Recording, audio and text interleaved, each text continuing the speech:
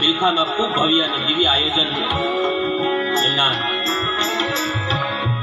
નિમિત્ત બનેલા યજમાન પરિવાર અને પૂજ્ય બાપુ પણ એમાં જોડાણા, એમાં રામરૂપદાસ બાપુ, અને એવું ભવ્ય આયોજન ને આખું સમસ્ત બિલખા આજુબાજુના ગામડાઓ ટુવાડા બંધ જમાડ્યા અને એવી તેમણે સેવાનો ભેદ ધારણ કર્યો એવા રામરૂપદાસ બાપુનું પ્રણામ સાથે તાલીઓના નાદથી બધા જ પધારેલા ઉપસ્થિત સંતોનું સ્વાગત કરીએ. અભિવાદન.